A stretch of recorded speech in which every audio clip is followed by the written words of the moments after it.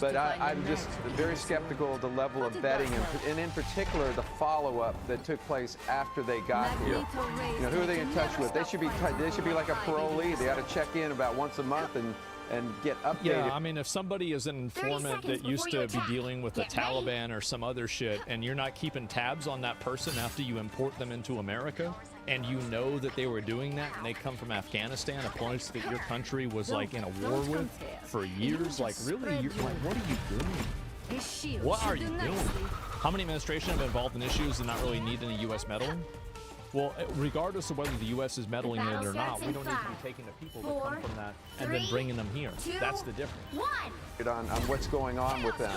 Now, not, you know, it may be that this person escaped any type of ground radar, if you will, but I think we're going to find, like every other mass shooter in this country, has conducted an act like this, that they were flashing red and nobody said anything about it. That's a great point, Chris. And, you know, we don't know what exactly went wrong, but something certainly did. And when you think about these two victims, Sarah Beckstrom, she was 16 years old, which means that she was just 15 or 16 years old during the withdrawal from Afghanistan. And she was a kid. She was just a teenager when that took place. And when you think about Andrew Wall, who played varsity baseball in high school, and his friends are describing him as genuinely one of the nicest people you could ever meet. Just really quickly as we wrap things up here, your reflections on these two individuals and the type of person it takes to go into the National Guard and serve our nation in this way. Yeah, I served alongside them in Iraq in 2003. The young lady was from an MP unit. She was trained as an MP. I think people misunderstanding your take is criticism on foreign countries. It's really criticism to your own government making bad decisions. Well, it's both, right? So, like, basically, I don't think that we should be going and playing politics in other countries and trying to fuck with them. Like, if you want to do a regime change or something like that, you get in, you change it, you get out. That's it. But, like, you don't go and sit there and try to fucking micromanage them for 10 years, for 20 years. That's crazy. And so, and I don't even necessarily agree with that in all cases. I think most cases I don't. But, like, in general, but, like, after that, like, that has nothing to do with how you bring people into your country, right? Because, like, even if you think that, like, to me, again, it's about a matter of, like, obligation. Even if you do something that's unfair, I would rather do something that's unfair against people that are outside of my country than people that are inside of my country. Because the people that are inside of my country are the ones that voted. They're the ones, and I think that you're like betraying them by making decisions that can put their lives at risk or, you know, diminish their quality of life. And so that's really, like, I view this as a, like, making leadership decisions because it makes you feel good, I consider to be a very big betrayal of the obligation of leadership. And so if you're not doing that and making decisions in the best interest of the people that voted for you, I think that you're effectively betraying them and you're being a bad leader. Question remains, how much illegal immigration benefited America in the last 4 years? It's probably benefited some things, but negatively affected others. Like, I would say that there's a good chance that illegal immigration increased the GDP, but it actually decreased the quality of life for working class and average Americans. So, like, for example, I can easily assume that the people that are the business owners and the people that are, you know, like, very, very rich, those people are beneficiaries from illegal immigration. And if you look at it on a graph, that, yeah, maybe it could show that being positive. But, like, what that doesn't show is the amount of people that were displaced from their jobs. Their income was diminished because now they're competing with somebody who was going to work for $5 under the table. So even if you work just as hard as this other person will get the job instead of you because they can be paid a lot less.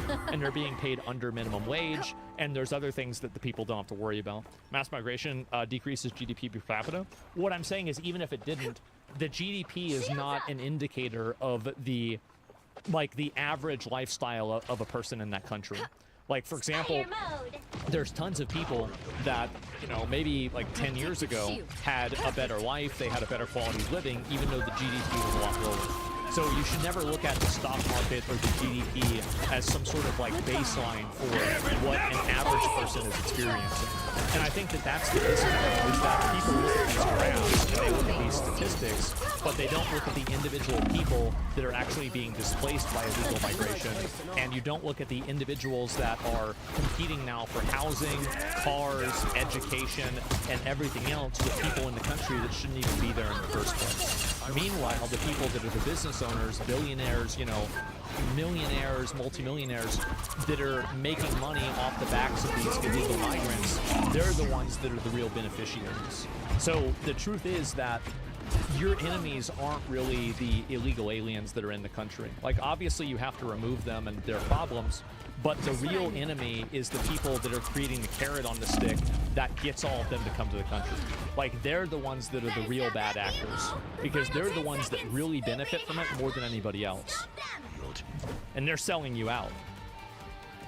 That's and what the I other think. young man, I mean, he's 4 years older than my grandson. I can't imagine the heartbreak of this loss. And you know, it takes a special kind of patriot from places like West Virginia, the heartland of America, that volunteer for military service these days. They want to go help others. They want to do something meaningful and serve their country. God bless them. I think there's a special place, you know, up there in heaven for her.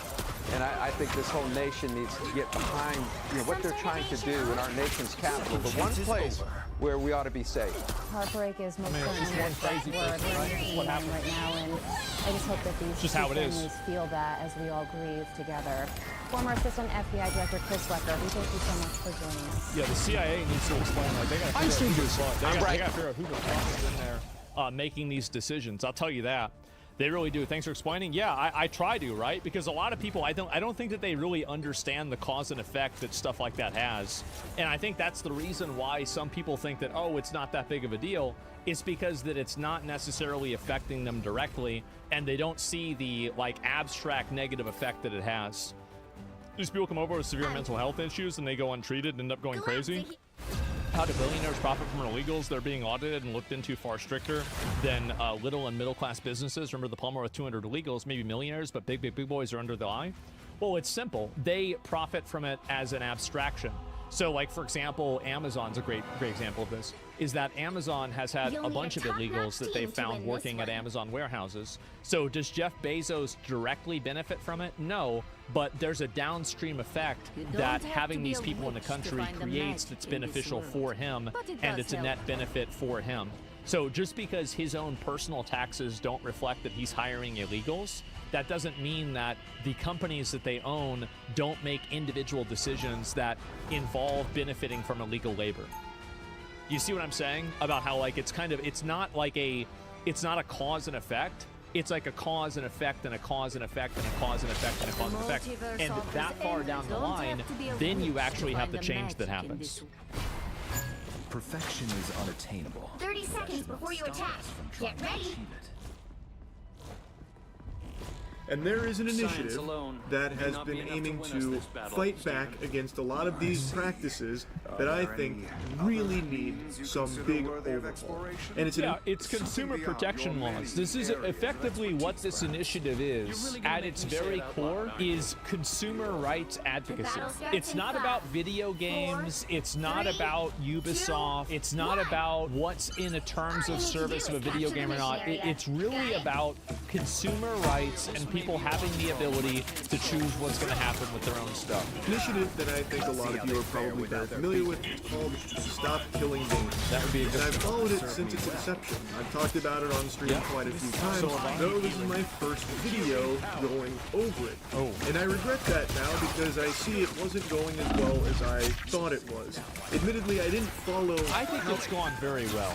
I'll be real. Like, almost 500,000 signatures is a tremendous success. But for those that don't know anything about Stop Killing Games, I'm going to let him explain it in his own words. That way you can get an actual, correct, informed explanation of what the initiative is. And the reason I say it like that, kind of like fucking all, pinky out, snooty, is because a lot of people don't even really know what this is because of people like pirate software completely misrepresenting.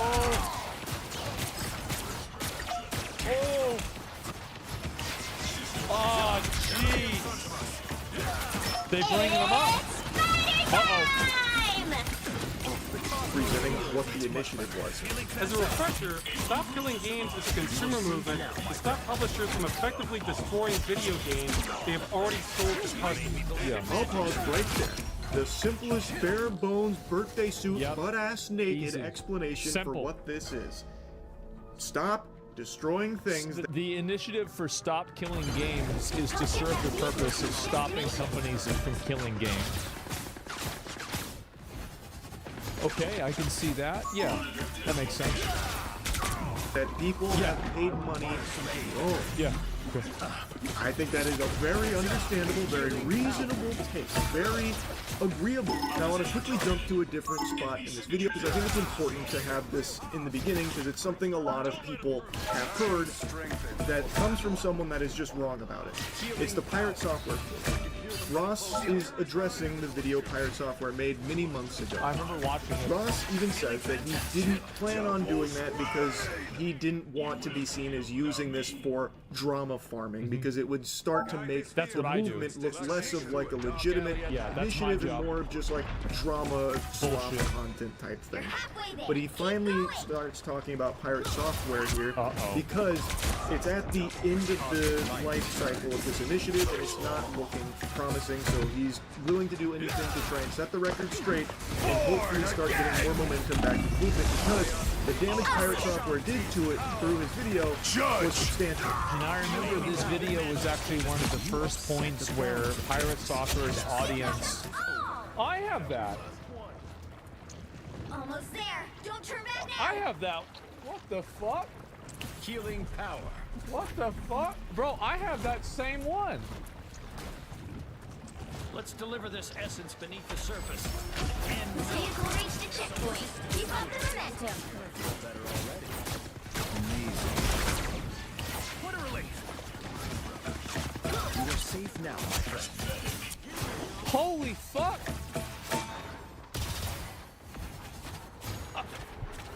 I didn't even know that. Same room. Yeah, what the fuck? That's kind of straight. Damn. Get in your house? I guess so. Same I guess so. Okay, so anyway, I forgot what I was saying. Oh, yeah. So this video was very polarizing with Pirate Software's audience. And it was one of the big points where, like, I mean, now people don't like Thor, but, like, back then, people were very positive about him, and that video was one of the first points of difference that he had with his audience. You guys remember this? Not understand what Stop Killing Games is. Here it is in his words. Okay, so the first thing we were saying, the Stop Killing Games initiatives SKG is basically we don't want single-player games No. to have DRM that the developers can turn off and thus render the single-player games inactivated. This is what they want to change. They need to be specific that they're talking about single-player games that do not need a server to support them. No. And as much as they wanted to be about specifically games where it is a single-player game that has always online functionality, it would impact every live service game that exists. Instead of just targeting single-player, always online games. No, that's not what it is. No. Stop Killing Games includes single-player games, but nothing about it is specific to them. He completely made that up, and I have no idea where he got that impression. It's the first line on the website. Stop Killing Games is a consumer movement started to challenge the legality of publishers destroying video games they have sold to customers. But the movement includes all this stuff from earlier, and he was mostly talking about the initiative. Yes. He didn't even get the Cliff Notes summary right now. Ross is correct. This has nothing to do with just single-player only games that require an online connection, that when the online connection is severed, you lose access to the game. They need to be more specific in their language about it being single-player, always online connectivity game. When that's just not what it's about. They're not being specific about that because that is not what they're specifically targeting. It is about the whole practice of destroying games that consumers have already purchased and having no end-of-life plans for games that are being sunset. So, for example, The Crew. The Crew is an example everyone is going to reference and talk about because Ubisoft is still currently in a lawsuit battling against it for what happened with this game. I've yapped about it quite a bit, so I'm not just going to regurgitate that. I'm sure a lot of you already know the story about it. But basically, you buy The Crew, Ubisoft pulls the plug on the servers, you can't play The Crew anymore. Now it's just an old wet dream of what once was. And they are facing a lawsuit, and while this is in the umbrella of Stop Killing Games, it is not the only thing Stop Killing Games is referencing when it comes to this practice. Pirate Software is so hung up on it being single-player games that people lose access to, when that is a component of it, but not the entire focus. Yeah, of course, right? I mean, obviously, that's it. Well, the short version is the initiative is about requiring publishers to have end-of-life plans for games they've sold to customers in the future. So when they shut them down, customers can continue running them without their support. So that's one thing. And this is something that affects online games and also offline games, or single-player games. Thor doesn't understand. Yeah. But he also seems to think this is about converting multiplayer games to single-player. Transitioning an entire multiplayer server-side game into a single-player video game, which means rebalancing the entire experience around single-player, rebuilding everything in the entire game. How are you going to do that with Final Fantasy XIV? You're just going to make all the raids soloable? Imagine the day that World of Warcraft shuts down, and suddenly you have to make it a single-player game for every individual that ever... That's right. There is an update. Here we go. Boy, howdy, do I have a wacky update for you. Good. If you're standing up, you're going to want to take a seat. This is big. This will wake your not grandma standing up. up. I posted a video earlier today giving you the aftermath of the r/art Reddit mod meltdown and how apparently the entire mod team had resigned, basically turning in their badge and gun saying, you know what? We're done here, bucko. All because You gotta fend for yourself now. You're gonna have people posting all kinds of pictures on this subreddit. Nothing you can do about it. one greasy ghoul on the moderation team let his ego spiral out of control because of that small crumb of power he was given as a moderator on the subreddit, and he just went ballistic. He lost his mind, lost his marbles, but could never lose his virginity, and it was just pure pandemonium. He got called out, couldn't handle the criticism, and then it seems like the entire mod team disbanded because of it. But I just learned, because I was reading the comments on the video, that Dolan Darkest had posted an update to the story that actually paints a very different, even more pathetic picture than what we thought happened. It's like a Russian nesting doll of retardation. Like every Reddit moderator team, you think it's this bad, but actually it's even worse. Because their post just says, we out, you win, we all resign. Yeah, sure. What if I told you that's not the whole story? No. What if I told you that was a big fat lie? The call's coming from inside the house. It turns out that the real scoop here is even more degenerate than you could possibly imagine. Like, I don't even think fanfic writers would have come up with something this embarrassingly pathetic. So, big thanks to Dolan Darkest for uncovering this, because it is unbelievably comical. This is a truly special crash out that undoes 15 years of professional Redditing. It's incredible. And I use the word professional Redditing in jest. That's not really a thing. But It's not, because they don't get paid. The moderators aren't even making any money. Don't call himself a professional Redditor. That is someone that needs to be locked inside Arkham Asylum ASAP. It turns out the moderator who power tripped caused all of this in the first place, known as Neo Diogenes, actually had one last power trip. According to one moderator, they had no idea what had happened, as no communication was given when the subreddit was locked down. He undid this lockdown, and then he got kicked as a mod. So this is one of the mods on the team. So this guy tried to fix it. The person that probably did, wait, so they blocked you too? That was unaware they were fighting in a war right now. They didn't know just what happened. So they're saying, I woke up to a bunch of people DMing me about a situation I knew nothing about and responding to my comments in completely unrelated subreddits. Yeah, sure. I contacted admins, tried to contact the mod who had locked the subreddit through their channels, attempted to undo the lock, got my actions undone, then got booted as a mod. Now I see posts from mean subreddits I speak with and give my side. I haven't chosen anything. What the He then went on to explain that there's going to be unlimited mods, so he wasn't like taking somebody's space by being there, and only did what he could to help out with some of the tools and things like that. And it was not like, you know, constant. Not every single mod involved was probably in agreement with this. That's probably true.